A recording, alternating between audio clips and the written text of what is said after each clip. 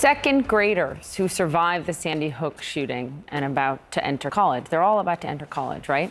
Well, today marks 10 years since the unthinkable struck Newtown when 20 first graders and 6 adults were murdered at school. And it seemed certain that lawmakers would right away after that pass meaningful gun violence legislation. Well, this was President Obama after Congress rejected a bipartisan proposal to expand background checks in 2013. There were no coherent arguments as to why we wouldn't do this. It came down to politics. So all in all, this was a pretty shameful day for Washington. And since then, school shootings have sadly become more common in America, including in Uvalde, that massacre at their school this year, a chilling echo of Sandy Hook. And since Columbine in 1999, the Washington Post reports more than 323,000 students have experienced gun violence at their school. Well, our next guest survived the Sandy Hook shooting. She was a second grader at the time. She hid from the gunman in a classroom coat area with 17 of her classmates. Her first grade teacher, her favorite teacher, was murdered that day. Serena Arokiam is now 17. She's about to go to college, and she says her childhood was taken away from her. She has become an advocate and an activist for Newtown Action Alliance. She also met with senators last week about gun legislation. She says she wants others to experience a normal childhood, and Serena joins me now. Serena, good morning, and thank you. Good morning. Thank you, Poppy.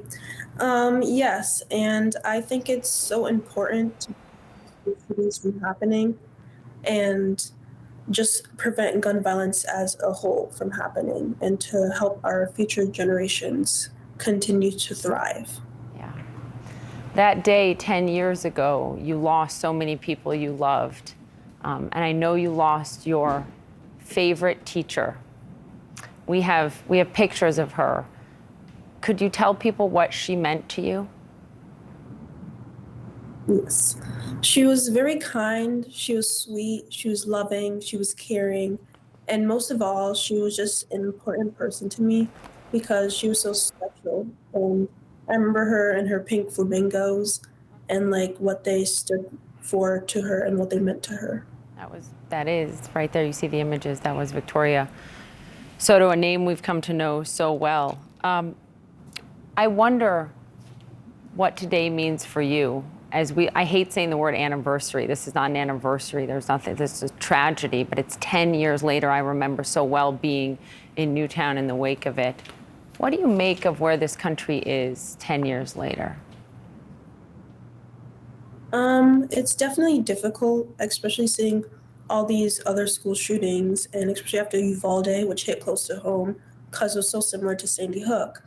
It really affected me because I felt like I failed, and just to know that like something so similar happened again is very tiring. You feel like you failed. Yes, You did not fail. You go to Washington, you meet with senators, you meet with lawmakers. It's not you who has failed. But why do you carry that weight? Well, first of all, it's just so hard to experience a school shooting and to relate to other survivors as well. And I think it's so important to keep fighting for the assault weapons ban as well, and just to keep children and young adults alive. You know, you went to that vigil, right, just a few matter of days ago where President Biden spoke. And I want people to listen to what he said there. And the context of this is that he has said in recent weeks, the president, that he is once again pushing for an assault weapons ban. Listen to this. The work continues to limit the number of bullets that can be in a cartridge, the type of weapon that can be purchased and sold, but still not enough. Still not enough. He's pushing for more. And then this was former President Obama just last week. Listen. Perhaps the most bitter disappointment of my time in office, the closest I came to being cynical,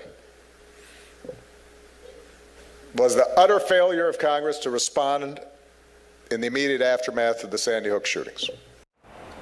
What do you think, Serena? Do you think now Congress will act to pass more gun violence legislation? I have hope. I definitely do. And I think we just need to keep pushing them forward to pass these legislations to improve our communities and make them much safer. You know, I was struck specifically about one thing that you've been doing when it comes to Black children, especially. You said, I'm trying to help communities of color to help prevent Black people from dying from guns, because we know a disproportionate number of those impacted by school shootings are people of color. Yes.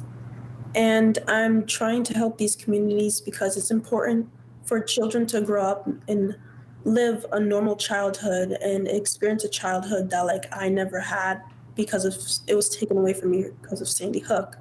And I just want to help all communities, no matter what, to help improve their safety and to help kids thrive. And before we go, can you share with people what you want to become after college? Because I think it's so appropriate that you want to heal people. Yes. I want to become a cardiothoracic surgeon, which is a heart and lung surgeon. Well, we are cheering you on all the way. Serena, thank you for being here and for standing up and fighting and going to Washington and making your voice heard. Thinking about you today. Thank you.